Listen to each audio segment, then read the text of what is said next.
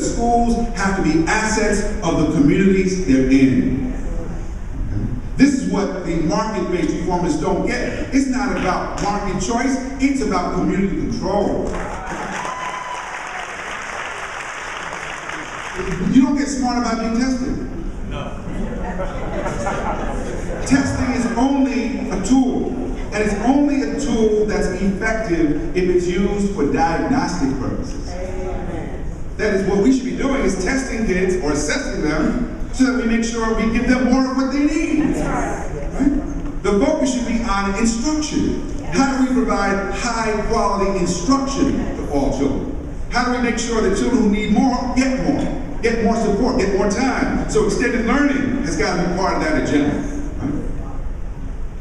So we've got to be focused on outcomes, but we've got to also be focused on real evidence, because right now we're seeing schools and states where kids are passing exams and go to college and have to basically repeat high school because they're not ready for high school, because they still can't write. So this idea of authentic assessment, which I'm sure Darling Hammond spoke about yesterday, got to be part of our agenda. Because we want to make sure our kids can read and write and reason and problem solve and be ready for the world they're going to live in. Right? Get skills that are going to be useful. Right? And we have to be practical about this, because we know a lot of our kids need jobs. And even if they go to college, they're still going to need a job. So we can't have a conversation about college readiness which is devoid of looking at the real skills our children need. Fourth, we've got to focus on basically the whole child, right? A more holistic and more integrated approach to educating children, because what we know now is that young people who get high test scores but get strung out on drugs are not really ready for the world.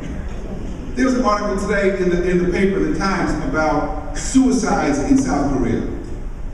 About all these very competitive students who are killing themselves.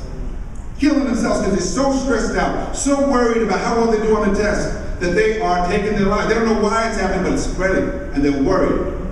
Because they have put too much emphasis on competition and overlook all the other things that make you happy and feel fulfilled. Our kids need music in their lives. They need art in their lives. They need physical education. They need a well-rounded education. They need a well-rounded education that prepares them for the world. And unfortunately, that's not part of the discussion. They're disconnected. Here it is, Michelle Obama is pushing, let's move, let's work out, and meanwhile you've got schools taking away phys ed to make more time for test prep. These are not aligned. They need and we want a vision on the whole child, and that's got to show up in terms of policy, an integrated approach to policy, so that education is working with health, is working with employment, is working with housing, and we're thinking comprehensive.